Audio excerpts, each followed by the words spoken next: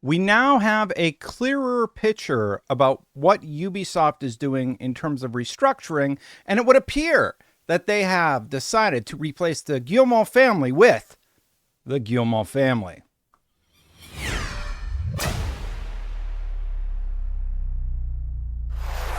That's right, everybody. The Tencent subsidiary of Ubisoft, or however that whole business thing works, will be head up by none other than the son of Yves Guillemot. Now, I first saw this over on Insider Gaming, and here is the resolution of it. You remember we've talked a lot about Assassin's Creed Shadows, my issues with you can go read my review over on the Patreon. I played enough of it to know how I feel about it. Here's what they said in a letter about the restructuring with Tencent. Hello, everyone. I'm writing to you from the Montreal studio to officially announce the creation of the new subsidiary that has been discussed over the past few weeks. It felt important to me to be close to the teams and talents who contributed to the extraordinary rise of the incredible brands Assassin's Creed, Far Cry, and Rainbow Six, and who are at the heart of this new structure. This subsidiary is part of Ubisoft's broader reorganization, which we will structure into creative houses. It is the first in a new organizational ecosystem. I wanted a complementary duo at the head of this subsidiary, one that can ensure continuity at Ubisoft and embodies collaboration between generations. With that in mind, I'm pleased to announce that my son, Charlie Guillemot, no, it actually says that Christophe, Derennes, and Charlie Guillemot will be the co-CEOs of this first creative house. That's, I'm sorry. It's just like we've really thought about how you want to replace me as CEO. And good news, everyone. I made my son another leader at the subsidiary of the company. Good luck. Anyway. Christophe is well known to all of you for his extensive experience, his hands-on leadership, his role in developing the Montreal studio, and his impact on the games created there. Charlie is my son. Anyway, Charlie, I don't know why I find it so funny. Charlie brings entrepreneurial spirit, a deep understanding of innovation dynamics, a passion for games that promises to help put players and their expectations at the heart of our approach. And of course, the family continuity he represents, because, you know, he's the son of Yves Guillemot. That's what he's getting at in the letter. I'm sure everybody is thrilled. Their mission will be to make these three brands global entertainment benchmarks across all platforms. This is a complementary co-leadership designed to reinforce focus and agility. Well, agility yourself into a Black Flag remake, for the love of everything holy. Everybody has been asking for this forever. There's been all these rumors about it forever. The reason you ever would have made Black Flag, obviously it's money. The reason you would have made Black Flag instead of not Black Flag, I'm sorry, Pirates, whatever their pirate game is, I can't even remember the name of it. It's going into season 2 right now.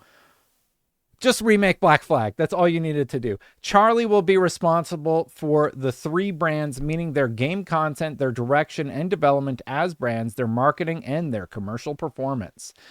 The headquarters of the new entity will be based in France, with Charlie managing the relationship between France and Canada. You can read more directly from Christophe and Charlie here. Here's what they say. I am very proud and moved by this key milestone in Ubisoft's history, just as we approach the company's 40th anniversary. It marks the beginning of a new future that reconnects with what makes Ubisoft a truly unique company, thanks to all of you.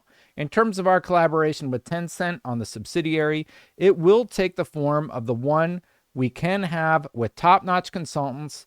They have just announced the creation of a dedicated team for this mission. Christophe, Charlie, and their teams will benefit from Tencent's guidance and expertise, but will remain fully autonomous to act on it or not. I mean, if Tencent comes down and says, remake Black Flag, oh, well, think about it. Yeah, we should probably do that. I honestly, they had their shot at the company. I'm more than happy to see Tencent get a little bit more involved, because you know what Tencent's going to say? Make a Splinter Cell. Remake the Assassin's Creed games everybody's been talking about forever. What's the status of the what's the status of the Splinter Cell remake you have been talking about forever? It's just nutty because they have the money there to remake this game and have a healthy profit margin, and they just keep trying to make all the money instead of just healthy income. The creative house's structure is one of the major outcomes of the transformation community's work. The pace is fast, and they are on track to meet their 100-day goal by the end of October. Is that actually announcing something? The objectives of reorganizing into creative houses are ambitious to give more autonomy to teams, increase accountability, thank goodness, so that you can focus fully on creating outstanding games that we care about, that will shape our future, and that make us proud. I mean, honestly, like this idea of increasing accountability, to me, that says like actually hitting your timelines, actually hitting your milestones. And that means leadership needs to have proper profit goals for the things that they're creating. That means leadership is going to have to actually figure out reasonable timelines for the team. And if they don't, it feels to me, obviously the son of the owner of the Guillemot company isn't going to be impacted, but whoever's the leader at the top of the food chain or close to it will actually need to have deliverables. So I actually do kind of like hearing that. Our goal is to create coherent creative houses that each reflect different types of gaming experiences within them. Our portfolio is diverse and vast, and the creative houses will help give it new meaning and human scale.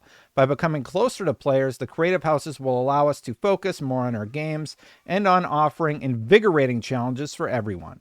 These creative houses will be autonomous and fully accountable for their commercial and business objectives. We will be able to share more details about this new structure by the end of September. At the same time, to support the creation and proper functioning of these creative houses, 6 task forces have been set up: governance, performance management, core partner services, workforce planning, HR and implementation, and branding strategy. Each task force will seek input from teams and involve some of you more deeply in the discussions. I mean, that also seems good. It seems like they're on their back foot, and Tencent probably worked with them to lay this out. I actually kind of like how they're at least pitching this restructure. Hopefully they can get the momentum they used to have back in the day. Now, Ubisoft has always they've made some games that like stink. I remember the TMNT game wasn't one of my favorites back in the day, back in the 360 days, but the Assassin's Creed games were great. If they can get back to the heart of what those games are about and stop worrying so much about just making these infinitely explorable worlds, like I think Shadows is too big. It's just too big. There's not enough to fill that world, and the core mechanics suffer when they try and go outside of the scope like that. So I am curious. I am going to be very curious to see how they adjust with the franchises. These developments represent a strong acceleration in our transformation, and in the coming months will allow us to make these changes concrete and tangible. In the meantime, here are answers to some of the questions you've already asked, and I encourage you to share more as you have them. Tomorrow afternoon, Christophe, Charlie, and I will join the Montreal teams for a simple and informal gathering to celebrate the introduction of this entity, the first step in our renewed growth. Thank you all, and I wish you a wonderful summer. Yes. So they're going to be working on Assassin's Creed, Rainbow Six, and Far Cry. I think that's great. I really hope that doesn't mean that any of the games that I love, like Splinter Cell, are going to get completely pushed to the wayside.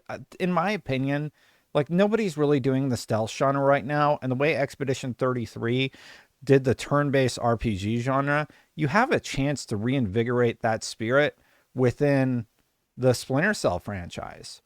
Because Death Stranding 2 is probably the closest thing we have to the old school Splinter Cell versus Metal Gear thing back in the day. And I really hope that franchise just doesn't fall by the wayside. They have like good franchises at the end of the day. They just don't seem like they know what to do with them. Stephen Datillo said, also in today's edition, I covered Ubisoft's announcements, not just that the CEO's son will be co-CEO of its new Assassin's Creed, Far Cry, Rainbow Six subsidiary, but of news shared internally that Tencent, which owns 25% of the subsidiary, has assembled a team of dedicated advisors for the group. In terms of our collaboration with Tencent, on the subsidiary. It will take the form of the one we can have with top-notch consultants. They have just announced the creation of a dedicated team for this mission. Christophe, Charlie, and the teams will benefit from Tencent's guidance and expertise, but they remain autonomous. It's going to be really interesting to see how this ends up playing out. I think Tencent is really necessary because they've just gotten so far away from what made them great. You know what's really been actually exciting from Ubisoft as of late? The Division new season. I'm seeing old fans of the Division playing that a ton. I'm seeing a lot of positivity around Division 2. So I realize that's like a partner company with Massive, but it is heartening to see that at least Division 2 is striking the right notes and not like going too far off the beaten path. And this is Ethan Gatch from over at Kotaku. Yves Guillemot, son-in-law, the new co-CEO of Tencent-backed Ubisoft. Within a Ubisoft that controls Assassin's Creed, basically the same stuff I just told you. Charlie had left the company but returned earlier this year. He was previously co-studio head of Owlinet. I don't even know what Owlinet is. Owlinet is... For 15 years, Ubisoft's Owlinet free-to-play equestrian simulation game Horse has grown a community of more than 60 million players. I mean, like, we laugh. I laugh anyway. But that's no joke. 60 million horse players?